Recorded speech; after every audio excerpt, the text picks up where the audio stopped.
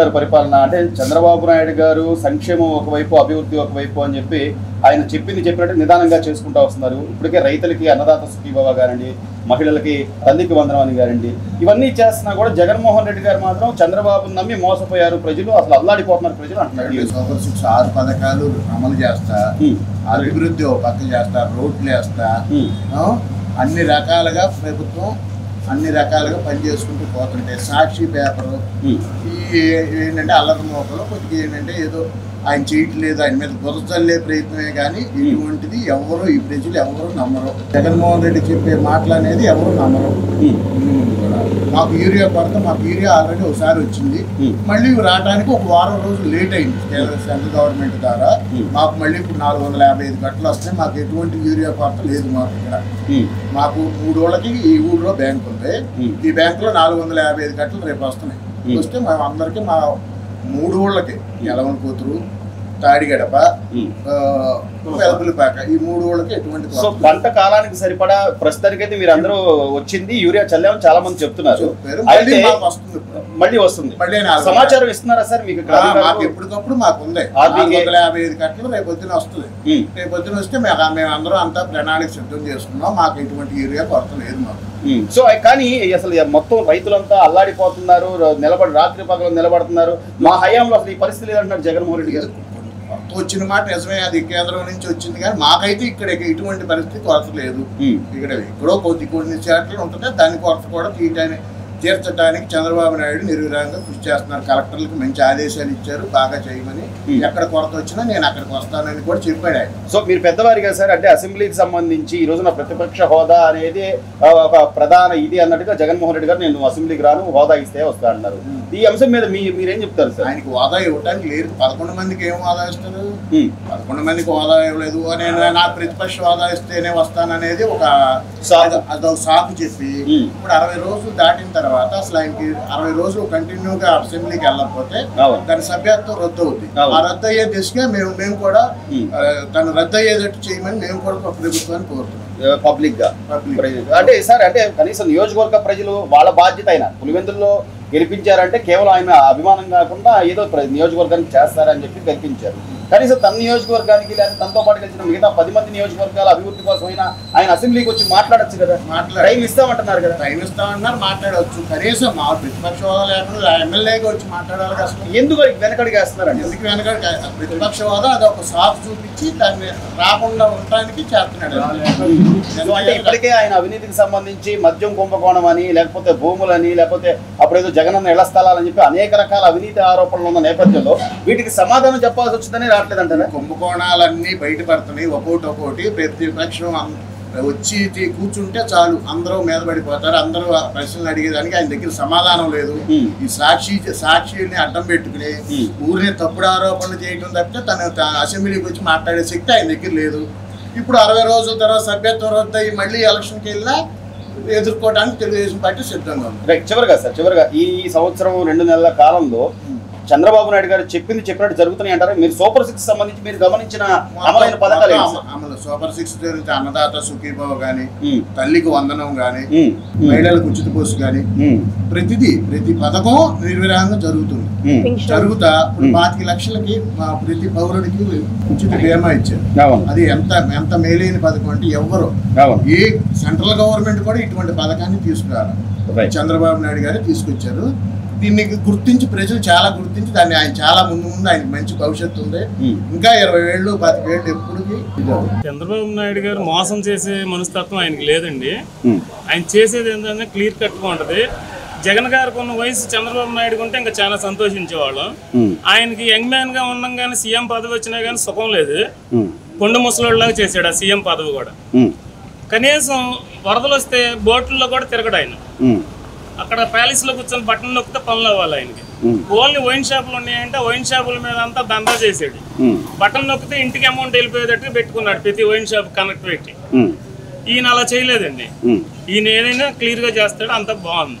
So మరి కళ్ళ ముందు కనపడుతున్నా కూడా చాలా బాగుంది. ఇంకో 15 ఏళ్ళు ఈయనే చేస్తే చాలా బాగుంటది. మాకు రాజధాని కూడా ఏర్పడే అవకాశం ఉంది. సార్ మీరు గమనించిన సూపర్ 6 పథకాలు అమలు అవుతున్నాయి అనుకున్నవి ఏంటి సార్? అవుతున్నాయి సార్. అన్ని బస్సు ఫ్రీ బస్ పెట్టాడు. అవును, అన్ని ఒక్కొక్కటి నిదానంగా చేసుకొస్తున్నాడు. అంటే ఆయన అంతా బొక్క పెట్టాడు. ఆ బొక్క పూడ్చుకొని ఇవన్నీ చేయడం అంటే ఒక కష్టమైన పని. అవును, ఆయన ఆల్రెడీ తవ్వేశాడు మొత్తం.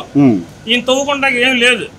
తవ్వకుండా ఈయన ఆస్తులు తీసుకొచ్చి జనాలకు పంచలేడు కదా. అవును, వనరులు అన్నిటి మీద అమౌంట్ వచ్చేటట్టు చేసుకొని ఆ అమౌంట్ ఇప్పుడు జనాలకు ఇస్తున్నారు.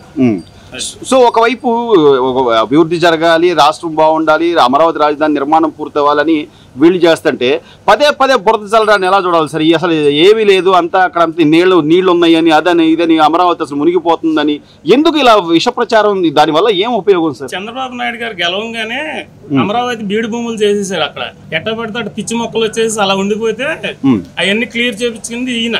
గెలవంగానే దాని పనే పట్టుకున్నాడు అసలు ముందు. అవును, పట్టుకున్నాడంటే ఈయన పట్టుదల ఉంది.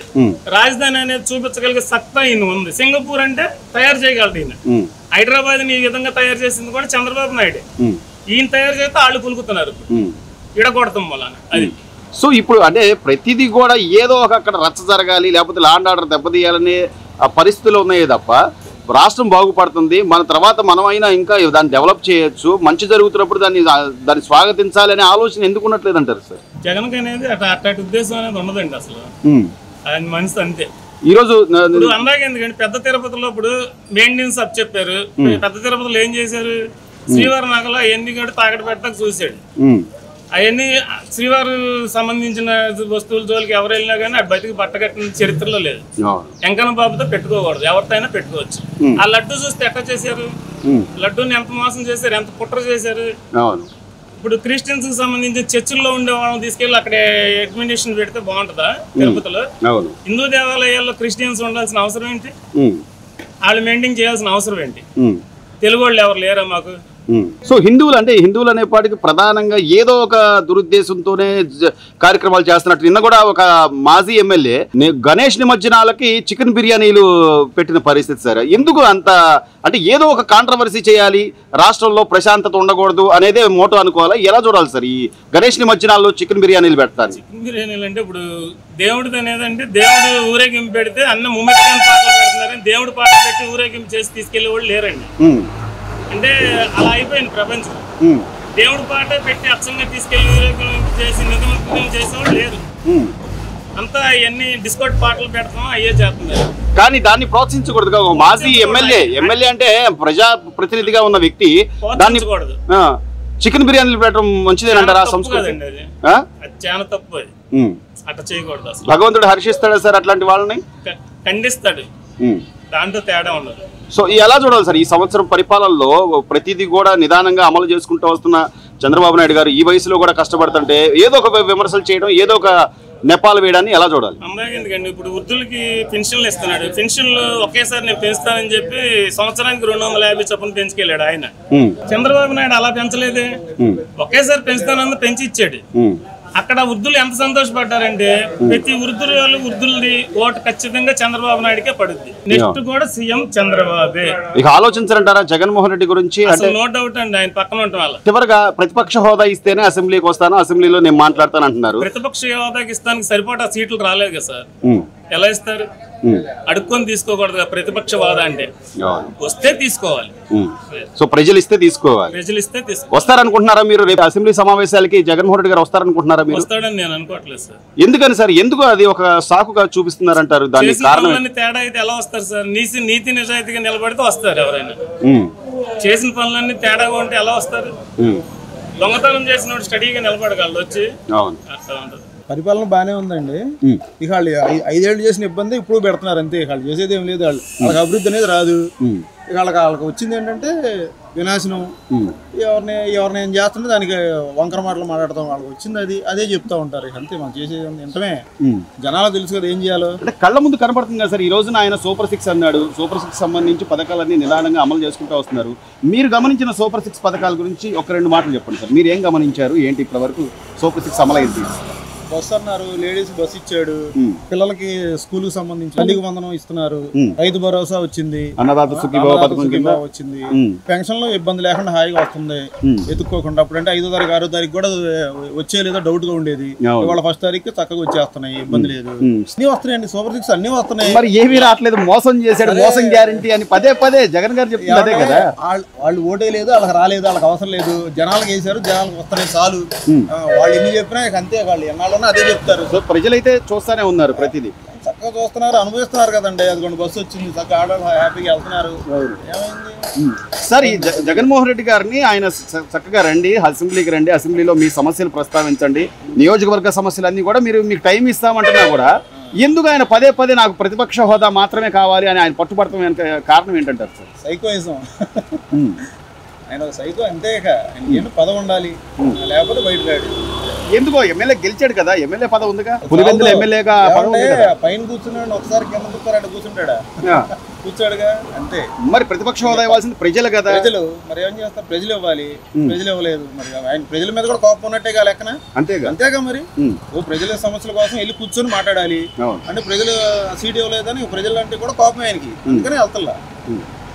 సో దీన్ని ఎలా చూడాలంటారు? అంటే ఇది న్యాయమే అంటారా? ఆయన ఇప్పుడు ఒక ప్రతిపక్ష హోదా ఇస్తేనే వెళ్తాను, నాకు హోదా ఇవ్వండి అని అడగడం ఎంతవరకు సమంజసం? అసలు రాజ్యాంగంలో లేని హక్కుని ఈ న్యాయం అంటే ఆయనకే న్యాయం, ఎవరికి న్యాయం కాదు అది. రైట్. చివరిగా ఈ రోజున ప్రతి చోట కూడా ఏదో ఒక అల్లర్లు సృష్టించాలి, లేకపోతే ఏదో ఒకటి అక్కడ గలాట చేయాలన్నట్టుగా నిన్న ఒక మాజీ ఎమ్మెల్యే, వైసీపీకి సంబంధించిన ఎమ్మెల్యే, గణపతి ఉత్సవాలకు సంబంధించి ఊరేగింపులో చికెన్ బిర్యానీలు పెట్టడం గణపతి నిమజ్జనానికి. దరిద్రం మనం చెప్పలేమండి, వాళ్ళకి ప్రతిదీ కాంట్రవర్సీ అండి. వాళ్ళకి ఏదైనా కాంట్రవర్సీ కావాలి, అంతేగాని మంచి చేద్దాం, నలుగురితో పాటు నడుద్దాం అనేది ఉండదు. వాళ్ళకి ఏదైనా వంకరాసం వేయాలి, వంకరగానే ఉండాలి. అసలు మన సంస్కృతి కాదు అది, లేకపోతే అది పద్ధతి కాదనే ఆలోచన కూడా. ఉత్సవాలు మోసం పెడతాం ఏంటంటే, నువ్వు పక్కన పెట్టుకో, 4 వేల అవతల పెట్టుకో, ఏమైంది దాని పక్కనే ఆనించి పెడతాం, అవన్నీ కరెక్ట్ కాదు కదా. అసలు నిమజ్జనానికే పెట్టారు సార్, నిమజ్జన ఊరేగింపులోనే. అక్కడ పేదలు లేరు, ఏమీ లేరు, పేదలు ఉన్నారు, పెట్టు, నువ్వు వేరే ఇల్లు పెట్టు, ఎక్కడైనా పెట్టు. ఆ బొమ్మ దగ్గర పెట్టాల్సిన అవసరం ఏంటి? వాళ్ళకి కాంట్రవర్సీ కావాలండి, ఏదో తగాదా కావాలి, మీడియాలో పడాలి, వాళ్ళకి కావాల్సింది అది, అంతే, ఇంకేం అవసరం. అంతేగాని ప్రజలకు మంచి చేద్దాం, మంచి చేసేవాళ్ళు ప్రోత్సహిద్దాం. చేసేవాళ్ళు అయితే జనాలకు కావాల్సిన రోడ్లు వేసేవాళ్ళు ఆ రోజుల్లో, ఏం చేయకుండా వాళ్ళు ఏం చేశారండి ఎన్నాళ్ళు? గమనిస్తున్నారంటారా సార్, ప్రజలు గమనిస్తున్నారా? గమనించే కదండి 11కి ఇచ్చింది, 151 నుంచి. గమనించకపోతే ఎవడెత్తాడు? మళ్ళీ ఇచ్చేవాళ్ళు ఆయనకి, అయినా కూడా వాళ్ళ మార్పు రాదండి, రాదు. ప్రజలు ఇవ్వాల్సింది ప్రతిపక్ష హోదా, పాలపక్షాన్ని అడగటం అనేది అసలు తప్పు. ఆయన చేసిన అరాచకాలన్నీ ఎదుర్కోలేక అసెంబ్లీకి రావటం మానేసి, అంతేగాని ప్రతిపక్ష హోదా ఇచ్చినా కూడా రాడు అంటే అది ఒక సాకు మాత్రం, అది వంక పెట్టుకొని మానేయటానికి అది ఒక అడ్డంకి. కానీ తెల్లారు లేస్తే ప్రజలు సమస్యల్లో అల్లాడుతున్నారు, ప్రజా సమస్యల కోసం నేను పోరాడుతున్నాను, అసలు నేను ప్రజాపక్షం, రైతులు ఇబ్బందులు పడిపోతున్నారు, ఆ ఆడబిడ్డలను మోసం చేశారు, ఇది కదా సార్ మరి జగన్మోహన్ రెడ్డి గారు మాట్లాడే. ఏదన్నా తప్పులుంటే ప్రజలు ప్రశ్నిస్తారు. ఈ ప్రతిపక్ష నాయకుడు లేకపోతే మాజీ ఎమ్మెల్యే, మాజీ సీఎం అయి ఉండి అసలు ఈ విధంగా లేని మాట్లాడటం అనేది అతనికే చెల్లుతుంది. అతను కనీసం ప్రజలు ఆలోచిస్తారు, పద్ధతి ఇంకా మార్పు లేదు కాబట్టే ఈ స్టేజ్కి వచ్చింది 151 నుంచి 11కి. ఈసారి అనేది అసలు పార్టీయే లేకోకుండా చేసుకోవడానికి గాను ఇటువంటి పనులన్నీ చేస్తున్నారు. కానీ ప్రజలు చూస్తున్నారు, ప్రతిదీ గమనిస్తున్నారు. ఈ రోజున సూపర్ 6 అన్నారు ఆయన, చంద్రబాబు నాయుడు గారు సూపర్ 6 అన్నారు, పెన్షన్లు కానీ లేకపోతే మహిళలకు ఉచిత బస్సు కానీ నిదానంగా ఒక్కొక్కటి చేసుకుంటానే వస్తున్నారు కదా సార్, అయినా కూడా ఏం జరగట్లేదంటే ప్రజలే అడగాలి కదా.